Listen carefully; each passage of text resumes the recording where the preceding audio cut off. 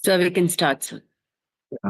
Smriti Purananam Alayam Karunalayam Numami Bhagavad Shankaram Lokashankaram Sadashivasamarambham Shankaracharya Madhyamam Atmadacharya Padyantam Vande Guru Paramparam Vasudeva Sutam Devam Kamsa Chanuramardanam Devaki Paramanandam Krishnam Vande Jagadgurum.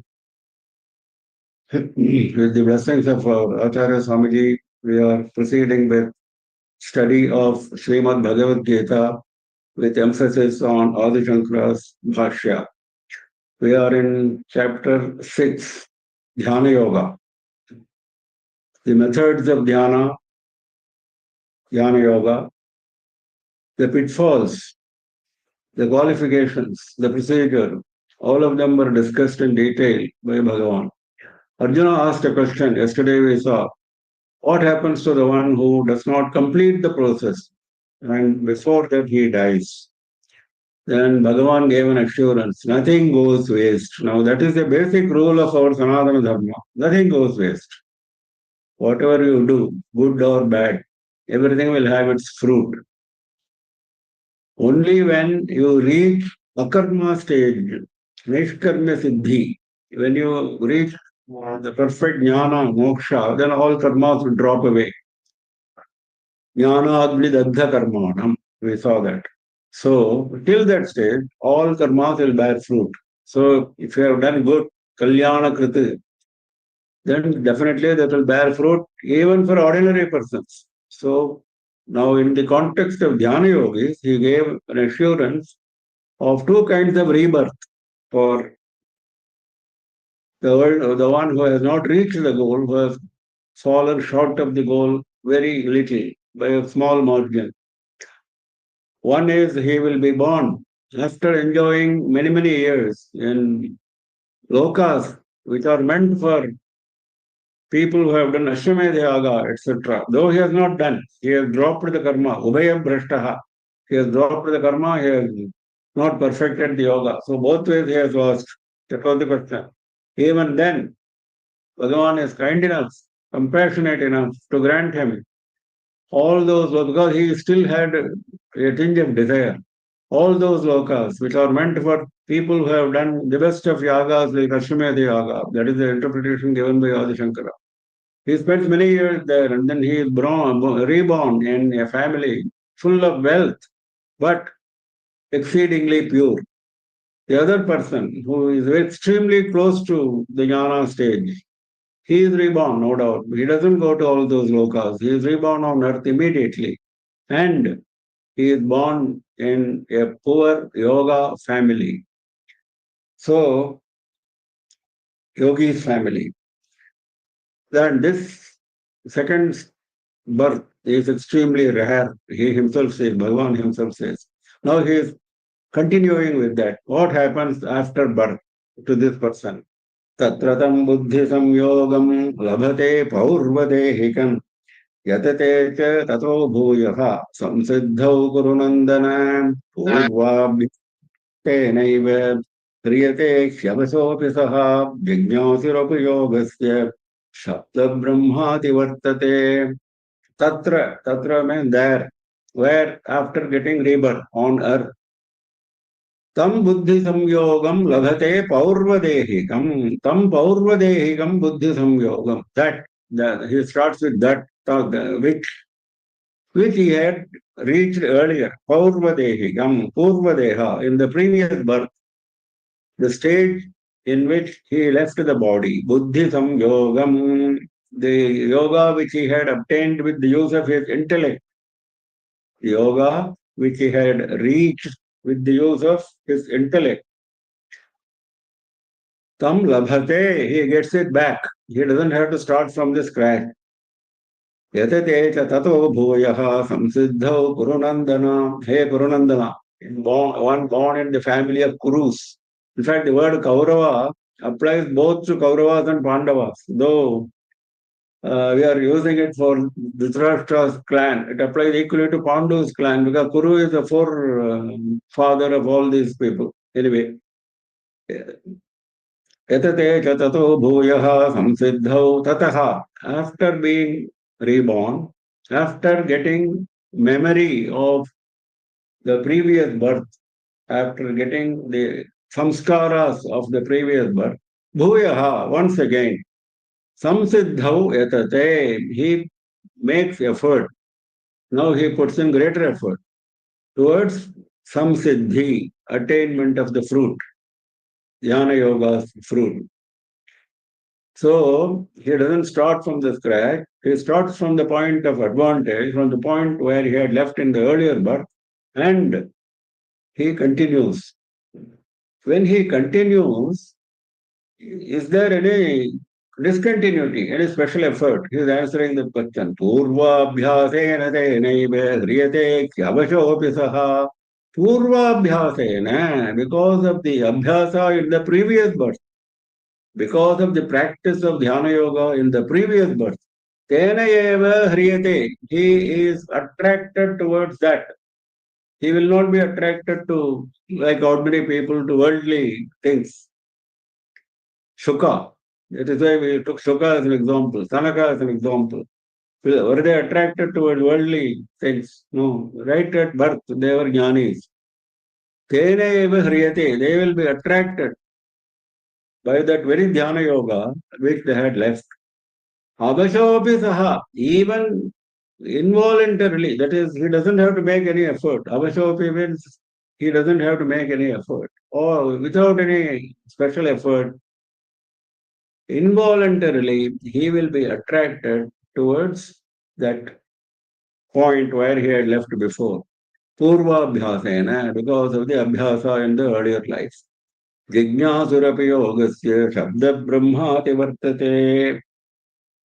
Even if he is in Jignasu stage, what is Jignasu? Jignasu is one who desires jnana. One who has attained jnana is jnani. This terminology we have to understand clearly because this is going to come again. Jignasu is one who is keen to attain jnana. In fact, this term Jignasa is used commonly in our Shastras. Athato Brahma Jignasa. The Brahma Sutra starts with this first sutra. Ataha Brahma Jignasa. Now means what? Having acquired the qualifications for calling yourself a Jignasu. Then Brahma Jignasa, you are going to know about Brahman. Then he teaches, Vyasa teaches in Brahma Sutra. Athato Dharma Jignasa, Dharma Shastra starts like this. Now that you have attained preliminary qualifications, now you let us know about Dharma in detail. So, that desire to know is Jignasuhu, one who has that desire. Jignasa is the desire, Jignasuhu, one who has the desire. Now we are talking about the highest jnana, not dharma jignasa. We are talking about brahma jignasa. So that brahma jignasa, if you are having that, that means what? That means you have not become a jnani, you are short of that goal by a small margin. So he is qualifying him as jignasuhu. That means you are definitely keen on attaining jnana. There is no doubt about it. Even then, even if you have not attained jnana, yogasya jignasuhu, jnana yogas, ultimate jnana goal, even if you are in that stage. Shabda Brahma Ativartate, he crosses Shabda Brahma. What is Shabda Brahma? Shabda Brahma is Veda. Shabda Brahma is Veda. Brahma in Shabda Swarupa, in the form of Shabda. Because Veda is nothing but, it is described in Veda itself as the life breath of Bhagavan. The life breath of Bhagavan is Veda. So if somebody's life breath is that word, that sacred word, then naturally that is same as him, isn't it? Life breath is not different from Bhagavan. So Veda is not different from Bhagavan. That is why it is called Shabda Brahman. Brahman in the form of Shabda. Ativartate, he crosses Veda. What does it mean? He crosses the karma kanda part of the Veda, because karma kanda part gives certain fruits. If you do this yaga, you will go to this Surga and you will spend so many years there, etc. etc. Now he is not interested because he is Jignasu, he is having Brahma Jignasa. So he does not bother about that, and those fruits do not accrue to him. He crosses that. He crosses the fruits of Vedas. And not only fruits, the rules. Shabda Brahma has got rules. If you have to perform karma, because he had dropped the karma already, so those rules also do not apply to him. So, Vedokta Karmanushtana Phalam, that is Shabda Brahma, according to Adi Shankara. Vedokta Karma Anushtana Phalam, the fruit which accrues to you by practicing the karmas stipulated in Vedas. Now he continues saying,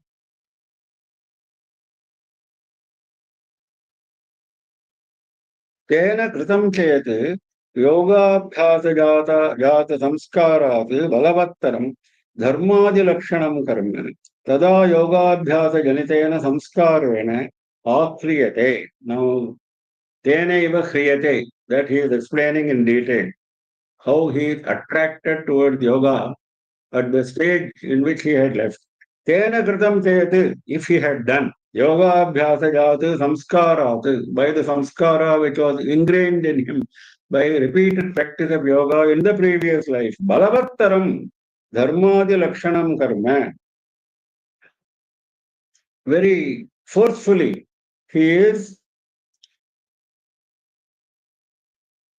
attracted. Dharmadi lakshanam karma, he has followed the path of dharma. He has never gone into adharma. Tada योगाभ्यास जनितेन संस्कारेण आश्रियते. If he has followed the path of dharma and if he has followed the path of dhyana yoga, because even when you are following the path of dhyana yoga, you become angry suddenly one day. That is adharma. You have fallen from your practice. So that is why he is making that qualification. If you have followed the path of dharma, then the samskara which was there in you earlier comes back to you after you are attracted to that. Adharma chet, if you have done adharma by mistake, then what happens? Balavattaraha kritaha, tena yogajopi samskaraha avibhujate yeva. He is giving a very beautiful assurance here, Adi Shankara. Though it's not there in the original shloka, this is the interpretation given by Adi Shankara. He says, if you had done some adharma in the previous life, though you had reached almost the goal of jhana yoga, then adharma will bring its fruit. Nobody can stop it. Yogajopi balavattaraha kritaha. If the adharma is very strong, then it will give its fruit immediately on rebirth. Then don't think you will be overpowered by that because you have a greater samskara because of the yoga. Yogajopi samskaraha abhibhujate eva. That samskara will come back to you. It will not go anywhere. After enjoying the fruit or suffering the fruit of that adharma. Takshayetu yogajaha samskaraha swayameva karyam arabhate. Once that samskara is over, the fruit of that adharma is over, swayameva, on its own, you don't have to do anything. The yoga samskara comes back to you, arabhate. न दीर्घकालस्यापि विनाशः तस्य अस्ति इत्यर्थः. By the compassion of Bhagavan, this fruit of adharma will not last long. It will be over in a short time and you will come back to your previous state. Though tenaiva hriyate, he is giving this interpretation. So,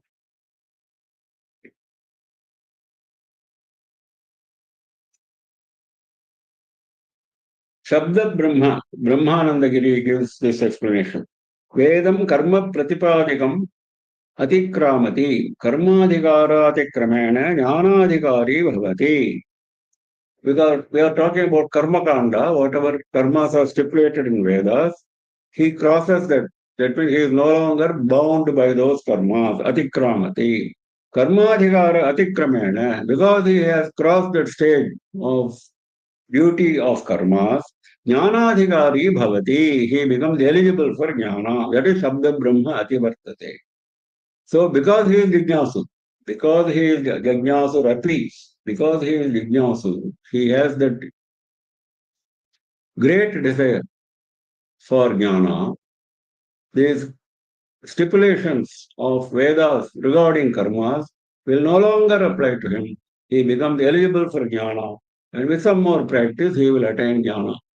That is right. Dayaneva kriyate. Whatever yoga abhyasa he had left in the previous janma, he is attracted towards that. I think we referred to the story of Jadabharata in one of our earlier sessions. We can recall that in this context because that is the closest application of this principle.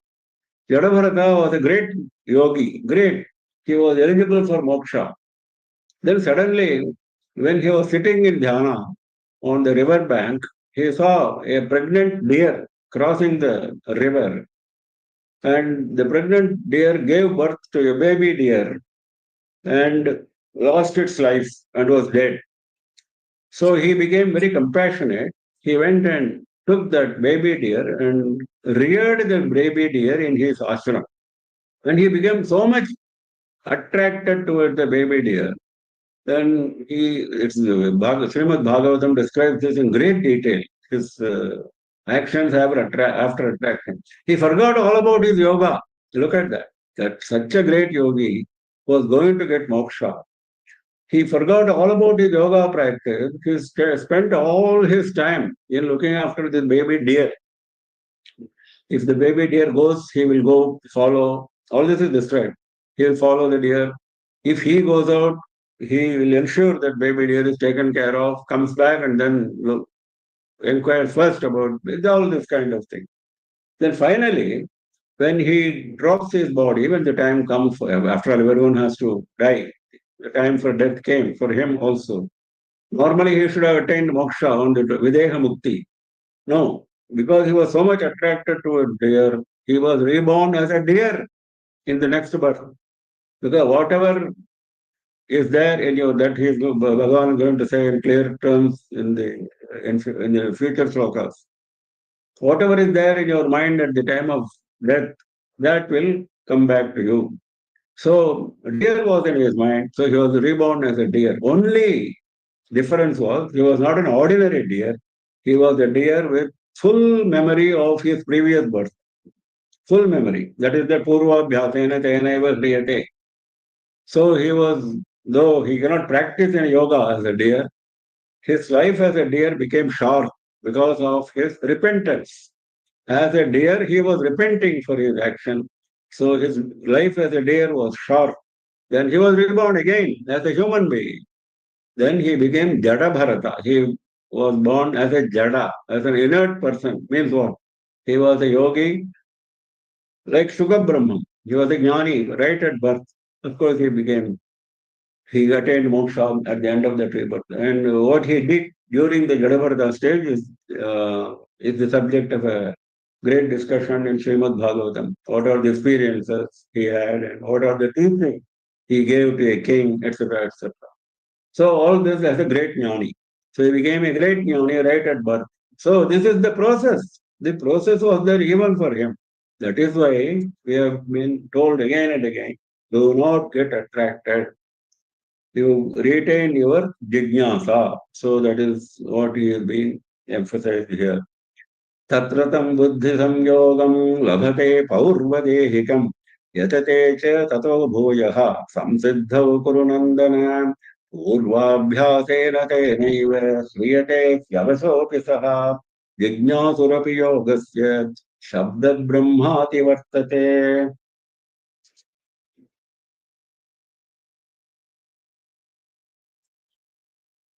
प्रयत्नात् यतमानस्तु Yoga samsiddha kilbishah aneka janma samsiddha tato yati parangatim prayatnat yatamanastu yogi samshuddha kilbishah. Whatever little fault, deficiency, that is kilbisha, was there in him, that he clears himself, he becomes pure, samshuddha kilbisha.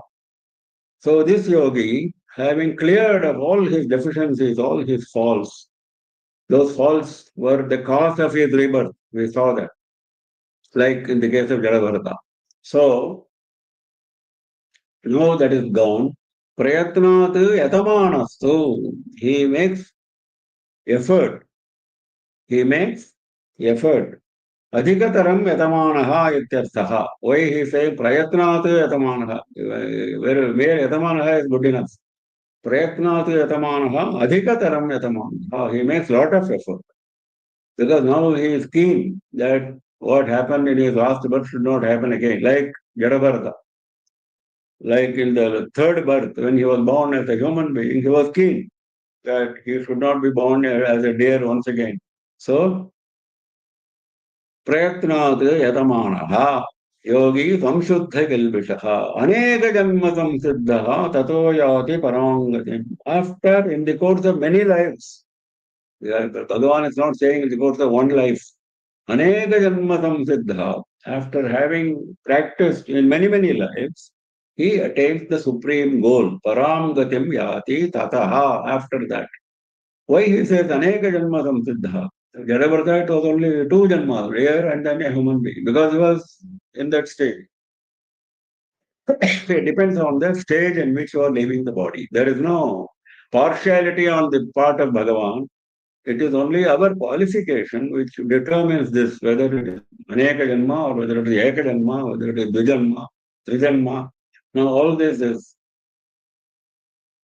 determined by the stage in which you have left the body in the first case.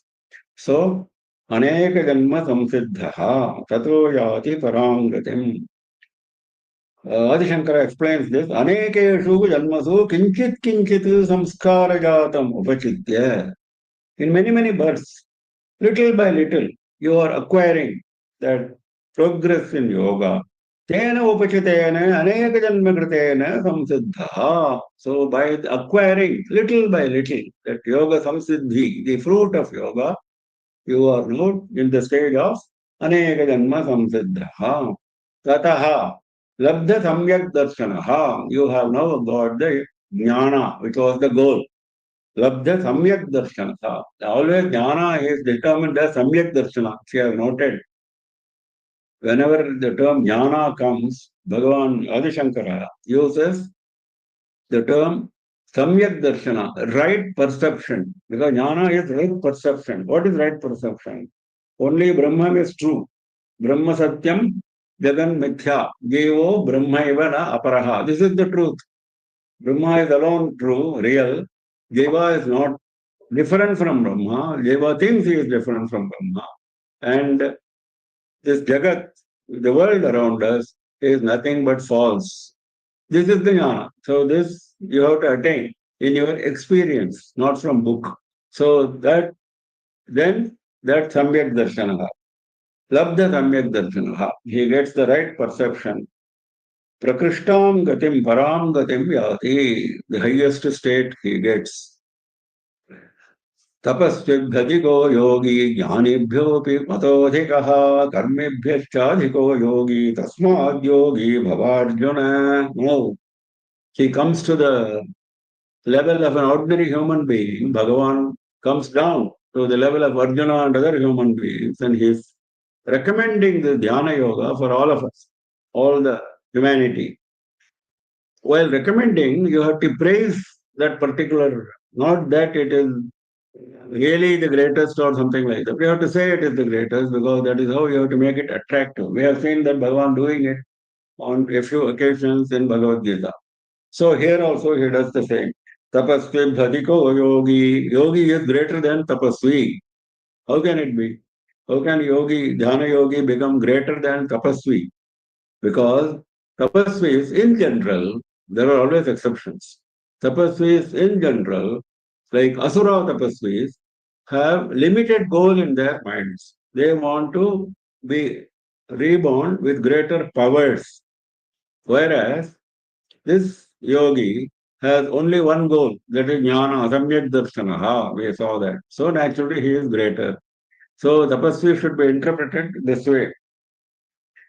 In fact, that interpretation he is himself giving in the next chapter. ज्ञानेभ्यो अपि मतोऽधिकः ज्ञानिभ्यः अपि अधिकः मतः. He is greater than even jnanis.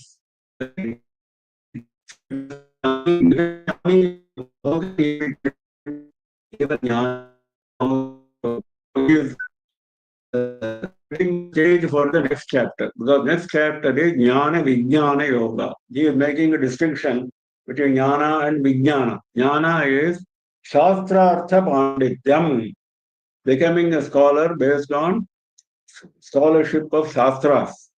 Whereas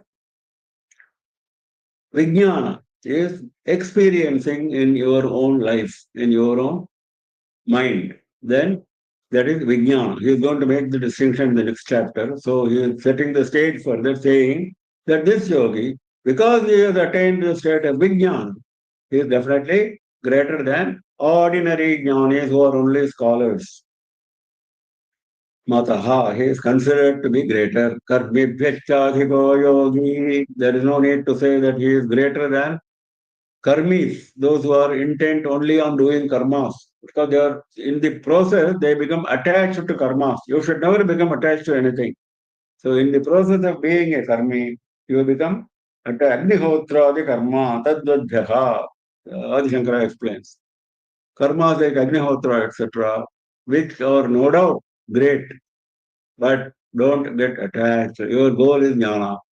Tasmad yogi bhavarjuna. Hence, because yogi is greater than a tapasvi, yogi is greater than a jnani, yogi is greater than a karmi. Therefore, you become yogi. Tasmat yogi bhava. This is the instruction.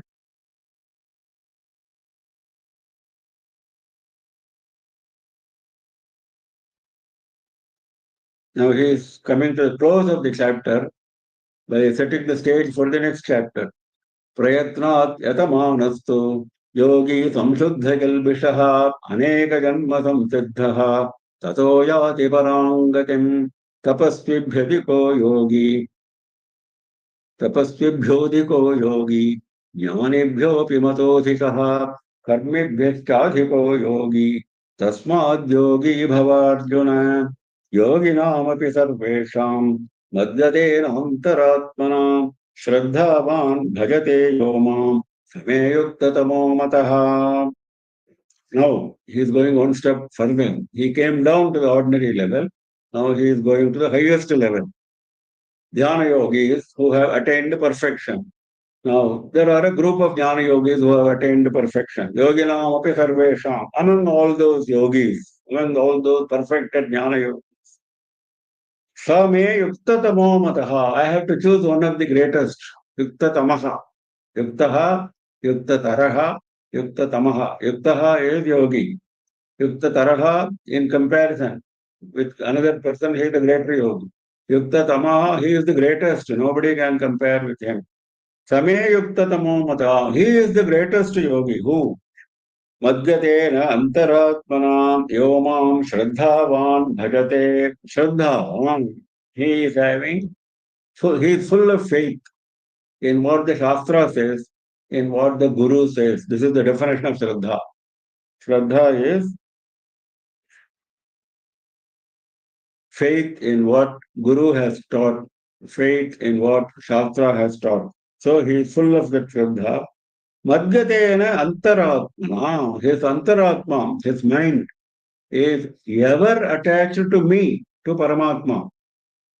That is the basic qualification for calling yourself yogi. But this man is perfected in that. All yogis are perfect, have perfected, but he has got greater perfection, the degree of perfection. So he says, Yo mam bhajate madhyatena antaratma. The one who worships me with full attachment in his Atma towards me and full of faith, he is naturally the greatest, most integrated, Yuktatamaha. Now, one qualification he gives here, Adi Shankara, to explain how this man is greater than other yogis. They are also perfect. They are not worshipping Paramatma, they are worshipping other devatas. Adityadi Dhyanaparanam Madhye. They are worshipping, they are having in mind their devotion towards not Paramatma, but expressions of Paramatma like Aditya and others. So naturally he is greater, one who is having only Paramatma, because you have to finally attain the Nirguna Brahma stage. That is moksha. Moksha is Nirguna Brahma stage. So if you are worshipping Saguna Brahma, like Brahma, Vishnu, Shiva, Devi, etc., that is not good enough for reaching the Nirguna Brahma stage. So if you are worshipping that too a lesser god like Aditya, etc., then you are caught in that web. You are not becoming eligible for the final Nirguna Brahma stage. For final Nirguna Brahma stage, you will be given by Shiva or Vishnu or Devi, provided you have desired for it. It is going to be given by them only. You have to keep worshipping them. There is no bar on that. You are encouraged to do worship. If you are not able to concentrate only on Nirguna Brahma, nothing wrong. Because Saguna Brahma will lead you to Nirguna Brahma. That is the Vedanta philosophy. So, but don't go to lesser gods, because he mentioned earlier also, Anyan Devan Bhajate, he said. So that should not be. So that is the interpretation given here, because this yogi is greater than other yogis who are still worshipping lesser devatas.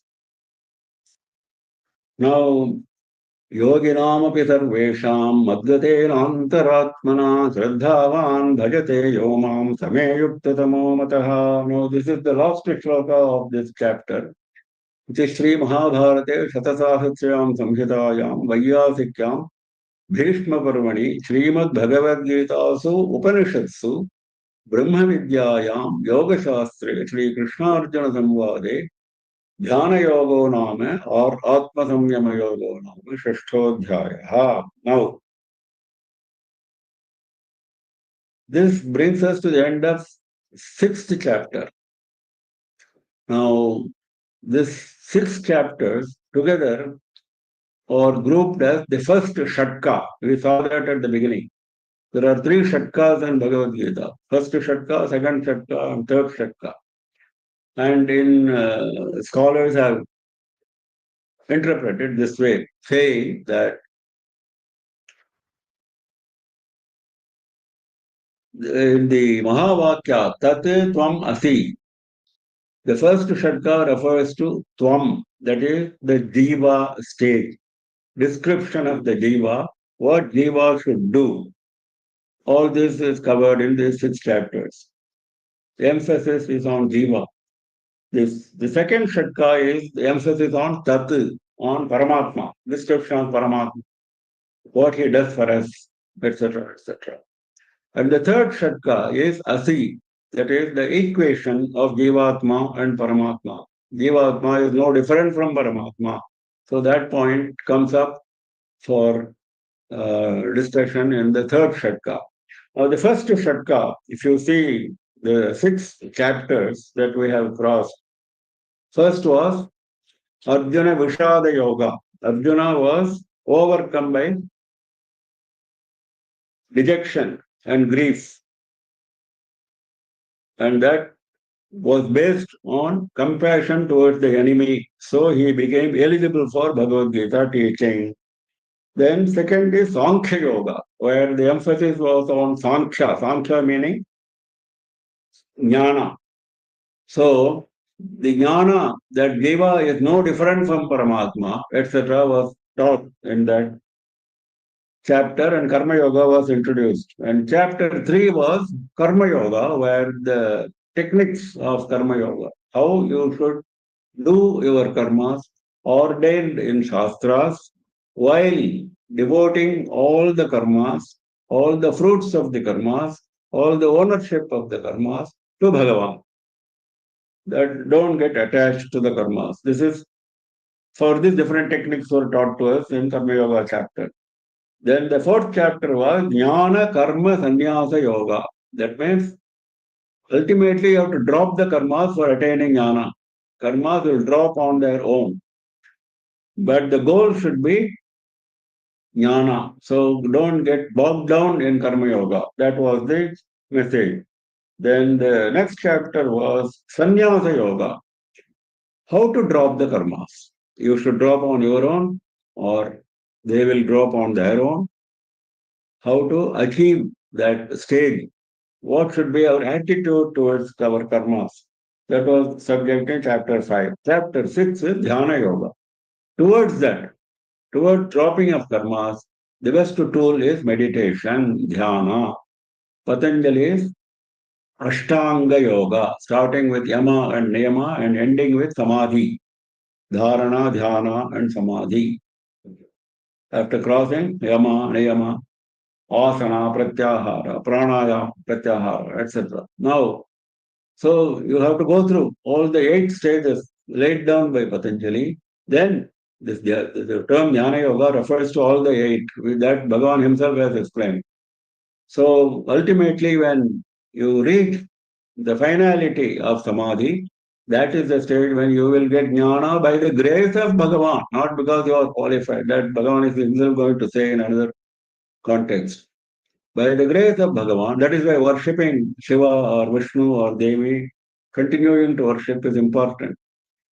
Because you have not still reached the Nirguna Brahman worship stage. So continue with all devotion, with all faith, worshipping them, and continue with your Dhyana Yoga practice, continue with your Samadhi, attaining Samadhi practice. That was the message given in Dhyana Yoga. So all the 6 chapters are dealing with what Jiva should do, isn't it?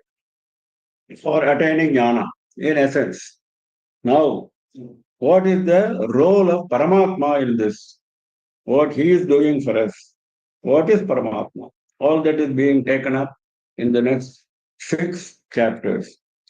And chapter 6 is Jnana Vijnana Yoga. Now, here, the glory of Paramatma is taken up right at the beginning in this chapter, the glory of Paramatma. And what he does for us. That is all taken up. And what is jnana and what is vijnana? That is all taken up here. Sri Bhagavan Vacha Maya Sakta Manah Partha Yogam Yunjan Vadashtrayaha Asamshayam Samadramam Yathajna Sthiti Tachruno.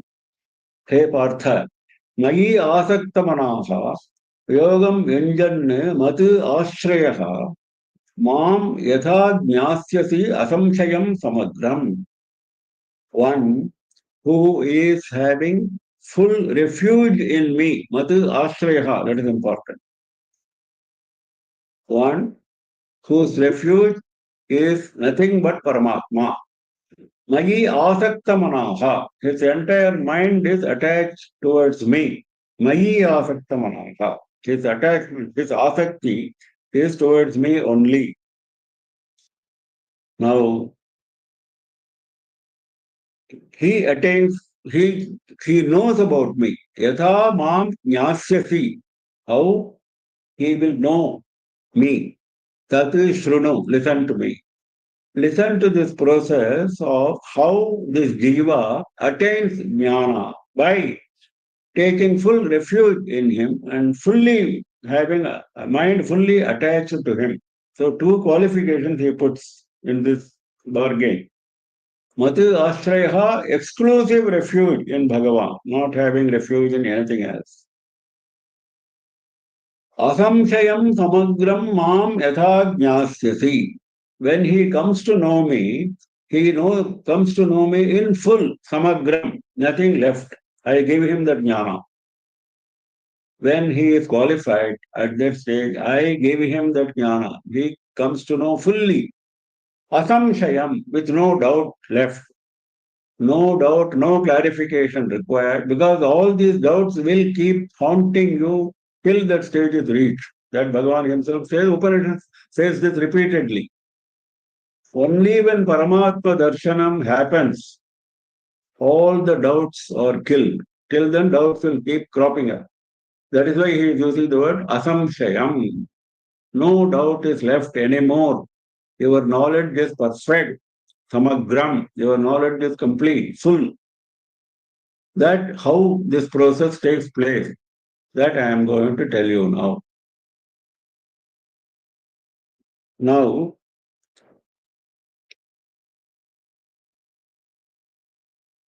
यो हि कश्चित् पुरुषार्थेन केनचित् अर्थी भवति स तत्साधनं कर्म अग्निहोत्रादि तपः दानं वा किञ्चित् आश्रयं प्रतिपद्यते.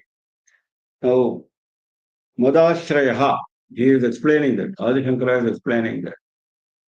That means people will resort to Agnihotra, Tapas, Danam. He is quoting all the three.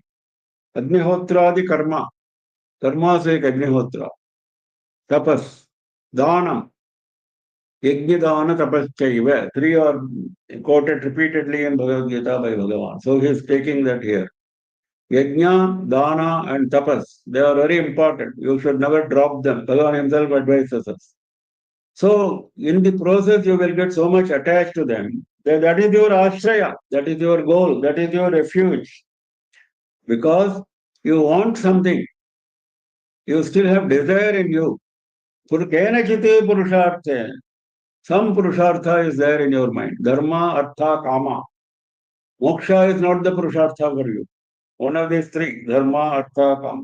You want to do more and more of Agnihotra. You get attached to more and more yagas. There are people, isn't it? They want to complete 100 Ashwamedha yagas so that you can get the status of Indra, Shatakratu. We see that in Purana. So that is getting attached to yagas for the goal of attaining the state of Indra, the Padavi of Indra. So, तत्साधनं कर्म अग्निहोत्रादि तपः दानं वा किंचित् आश्रयं प्रतिपद्यते. So you are using it as a tool. That is your refuge. But as opposed to that person, this yogi, ayam the yogi, mameva ashrayam pratipadyate. This yogi, his only refuge, mameva, only refuge is myself. Hitva anyat sadhanantaram mayyeva asaktamana bhavati. He does not resort to any other sadhana. His sadhana is also through me only. Mayyeva asaktamana. Because his mind is ever attached to me. His sadhana is all devoted to me. Whatever sadhana, whether it is yajna, dana or tapas, is all devoted to me. And he is not having any other refuge. Evam bhutaha samne. Doing like this. Asamshayam samagram. Mam means who is me. He is giving a big explanation for the simple word me. Samasta vibhuti bala shakti aishwaryadi guna sampannam mam. What kind of Bhagavan we are talking? Samasta vibhuti, all glory is in him. Bala, all strength is in him. Shakti, all power is in him. Aishwarya, all the wealth is in him. Aishwarya, adi guna sampannam. This kind of gunas are in him. That kind of Bhagavan. Samasta vibhuti bala shakti aishwaryadi guna sampannam mam. येन प्रकारेण ज्ञास्यति संशयं अंतरेण एवमेव भगवान इति. He comes to know, Bhagavan is like this only, no doubt. Evamev Bhagavan, samshayam antarena, jnasyasi. Then he comes to know. Of course, he is addressing Arjuna, he is using second person, jnasyasi. That means you will come to know. So, that is the explanation given in detail by Adi Shankara for this shloka. Shri Bhagavan Vacha Mayyasaktamana Partha Yogam Yunjan Madashraya. Yogam Yunjan. He is continuing with yoga, practice of yoga, with the goal as Bhagavan, with mind attached to Bhagavan. असंशयं समग्रं मां यथा ज्ञास्यसि तच्छृणु ज्ञानं तेऽहं सविज्ञानमिदं वक्ष्याम्यशेषतः यज्ञात्वा नेह भूयोऽन्यत् ज्ञातव्यमवशिष्यते. Now that jnana which this yogi is going to attain, I am going to tell you about that jnana. Not only jnana, savijnanam. Now he is bringing that subject. Along with vijnana, not only jnana, jnana along with vijnana, aseshataha vakshami. I am going to tell in full, nothing left. With nothing left, in full, I am going to teach you that jnana along with vijnana. Vijnana Swanubhava Yuktam. Adi Shankara explains it clearly. What is Vijnana? Bhagavan is also going to explain now in advance. Adi Shankara explains it. Swanubhava Yuktam. You should experience it yourself, not loaned from books or from teachings. You should experience it yourself. Swanubhava Yuktam. That is Vijnana. So that I am going to tell you. Now, he's praising that jnana because you should get attracted towards jnana, isn't it? Because that is the goal. Always goal should be attractive, isn't it? Yajñātva neha bhūyōnyate jnātavyam avashishyate. Yajñātva, having known that, having gained that knowledge, iha, on this earth, bhūyaha anyat jnātavyam. There is nothing more to be known. Bhūyaha, once again. After having known that, there is no more effort to be put for knowing something else. Anyatu jnātavyam, another item to be known. Na avashishyate. It is not balanced. It is not left. Nothing more is left to be known once you have known this. That is the attraction. In fact, Upanishad says this repeatedly. Upanishad says this repeatedly. That once you have got the highest jnana, nothing more is left. In fact, the Shishya goes to the Guru and asks him, please give me that knowledge. Having gained that knowledge, no more knowledge is required. Please give me that knowledge. This is the way a Shishya approaches the Guru as taught in the Upanishads. यज्ञात्वा यज्ञानं ज्ञात्वा नैव भूयः पुनः अन्यत् ज्ञातव्यं पुरुषार्थ साधनम् अवशिष्यते. No more purushartha sadhanam is left because you have attained the highest purushartha, that is jnana. सर्वज्ञः भवति मत्तत्त्वज्ञः यः सर्वज्ञः भवति इति अर्थः. He becomes सर्वज्ञ. There is nothing more to be known means he will automatically, once you have known Bhagavan, you have known everything else because Bhagavan is the storehouse of everything. Ato Vishishta Phalatvat Durlabhataram Jnanam. So it is not easy to get because it has an extraordinary fruit. The fruit is extraordinary, so process is also difficult. That Adi Shankara is mentioning that in this context. Because the goal is so high, effort has to be high. Jnanam teham savijnanam idam vakshāmyasheshatah. Idam jnanam. That I am going to tell you that. Yajñātva neha bhūyōnyat jnātavyam avashishyate manushyanam sahasreshu kaśķidyatati siddhaye yatatāmapi siddhānam kaśķinmāṁ vetti tattvataha. Now the difficulty which Adi Shankara mentioned in the previous sloka comes up for discussion. Manushyanam sahasreshu, out of thousands of human beings, sahasra should not be taken as 1,000 here, means many.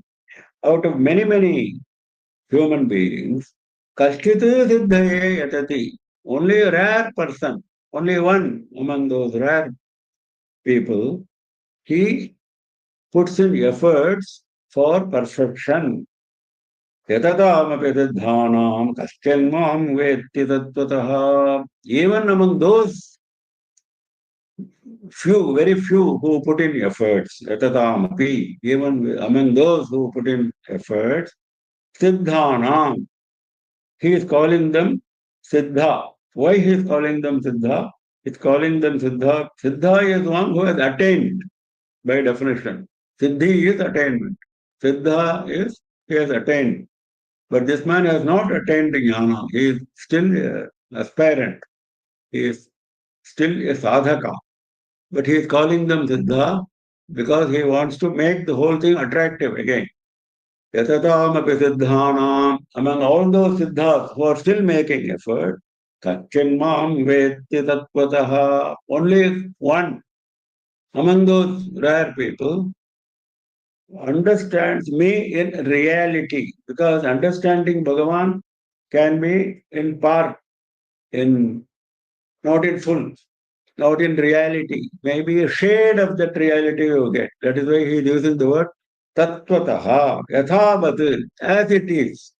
Bhagavan as he is, Paramatma as he is. That is tattvataha. That is, among thousands of people, among lots of people, only one among those thousand makes effort for this perfection. And out of those who make such efforts, only one understands me fully in reality. So that shows the extent of effort that you have to put in. This is not for discouraging us. This is for telling us that the goal is difficult, goal is supreme, and accordingly you have to put in efforts. If you have to obtain first rank in an examination, you have to put in corresponding efforts. If you are satisfied with getting 60% and getting first class, then the effort is different. So that is what he is saying. सिद्धानां मुमुक्षूणां साधकत्वेपि सिद्धत्वकथनं तेषाम् उत्कर्षद्योतनार्थम्. This point which I made comes from Madhusudana Saraswati. Why he is calling them Siddha? Because they are mumukshus. They are keen on getting moksha. They have not become adhikari for moksha, but they are very keen on getting moksha. Sadhakatvepi siddhatva katanam. Though he is still a sadhaka, he is not a siddha, but Bhagavan is calling them siddhas. Why? Tesham utkarshatyotanartham. To praise them. In order to praise them, because if you praise the sadhaka, you will also like to become one. So in order to praise that sadhaka, because he is anyway intent on moksha, he is not intent on anything else. So he is a mumukshu. So that is why he brings them in the second class. First class was you make an effort, you are a sadhaka. Second class is etatam siddhanam. Among those who make the effort, only one attains me. So those who make effort, he calls them siddhas for making them look attractive. That is mentioned by no less a person than Madhusudana Saraswati himself. Tesham utkarshat jyotanartham, in order to make it clear that they are superior. मनुष्याणां सहस्रेषु कश्चिद्यतति सिद्धये एततामपि सिद्धानां कश्चिन्मां वेत्ति तत्त्वतः भूमिरापो नलो वायुः खं मनो बुद्धिरेव च अहङ्कारयति यं मे भिन्ना प्रकृतिरष्टधा. Now Bhagavan has started going into the depth of that knowledge. He said, no, I'm going to teach you that knowledge along with Vijnana. So he's starting that. The first three shlokas were preliminary. Now he is going into the subject. Me prakritihi ashtatha bhinna. I have got something called Prakriti. Paramatma has got something called Prakriti, which is eightfold, which is split into 8 items. That Prakriti is split into 8 items. What is Prakriti? Prakriti is what you see around you, including your body. Including your body, all that you see around you is made of 5 elements. All of us know it. We have seen it before also. Now that point he is coming. Bhumihi, apaha, analaha, vayuhu, kham, manaha, buddhihi, ahankaraha. These are the 8 which constitute the Prakriti, which I am holding as a power in me. Now he is not saying that, he is going to say that in the future slokas. That is his power. Now he says, now when he says, Bhumihi, Apaha, Analaha, Vayuhu, Kham, these are the five elements, Panchabhutas, the earth, the water, the fire, the air, and the Akasha. Kham is Akasha, the space. Now here, the explanation is, do not assume that they are the gross, they are the fine. They are what is called Tanmatra. Tanmatra is the quality. Bhumi has got a quality of Gandha, smell. Sky, the space, has got a quality of Shabda. So like this, each one has got a quality. So Shabda, Sparsha, Rupa, Rasa, Gandha. These are the five Tanmatras associated with the five Panchabhutas. So when he says Bhumirapo Nalo Vayuhu Kham, do not assume that he is referring to the five gross elements. He is referring to the five Tanmatras. That is explained by Adi Shankara. Tanmatranyeva Uchante. How he gets this idea? Because he is using the word Prakriti. Vinna Prakriti Rashtadha. My Prakriti, which is split into eight. So his Prakriti is not the Sthula Bhumi, the Sthula, the gross water, the gross fire. No. The fine, the Shabda, Sparsha, Rupa, Rasa, Gandha, the fine aspects of these five elements constitute his Prakriti. That we know. That is why he is interpreting like that. Now, next. Manaha, Buddhihi, Ahankaraha. These three. Manas, Buddhi, and Ahankar. We have seen before. Manas is Sankalpa Vikalpa. Manas is considering various alternatives. Buddhi is determinate. Intellect is determinate. We have these two. We also have Ahankara and Chitta. There are four Antakaranas we have. The Chitta he is not mentioning because he is including it in Ahankara. Ahankara is, I am different from someone else. That is Ahankara, ego.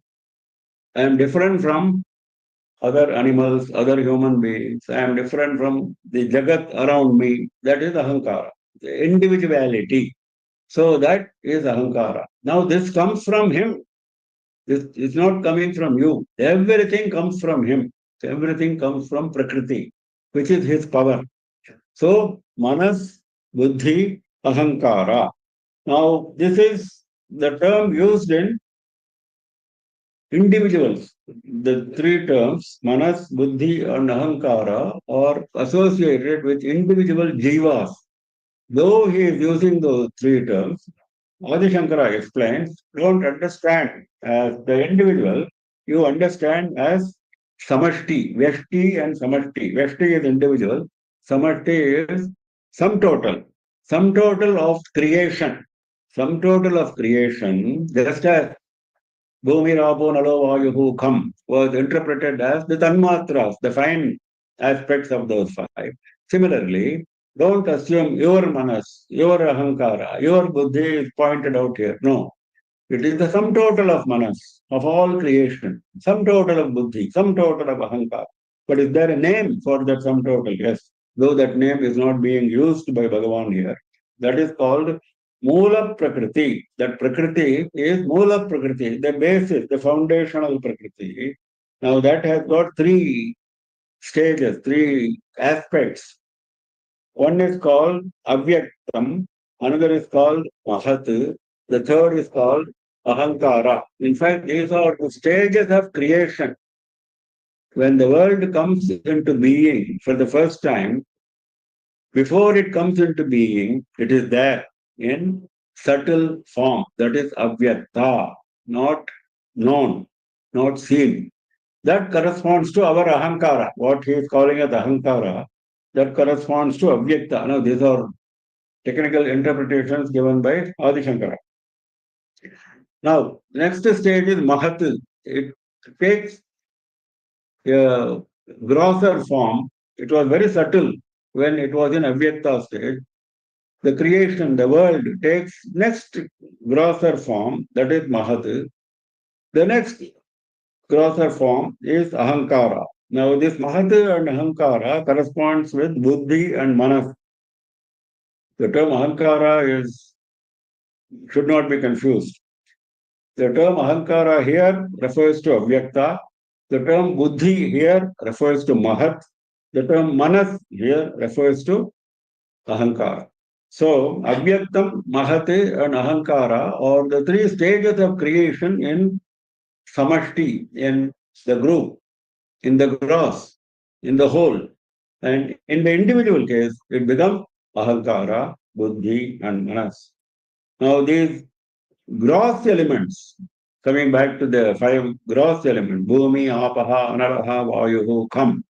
These five gross elements which we see around us actually are produced from those five tanmatras by a process called Panchikarana. By a process called Panchikarana. Panchikaranam of tanmatras results in this gross elements. I think we will stop here and we will continue in our next session, next Saturday at 7:30 PM IST. Any questions? If anyone has any questions, kindly unmute and ask. Namaste, Guruji. It was this last few minutes was very difficult to understand. Like when you say those commonly used terms, ahankara, and all those in context of Bhagavan that you explained, it's not, those words are confusing, basically. The words are confusing, no doubt, because the term ahankara becomes indicate two different meanings in the two different contexts. That's why I was mentioning that. Yeah. It's not necessary for us to go into so much detail because Bhagavan has mentioned it and Adi Shankara has mentioned it in his commentary. I just mentioned it. It is enough if we know that Bhagavan has got the capacity, inbuilt capacity to do the creation with the help of a power called Prakriti. That Prakriti, that creation process follows three stages.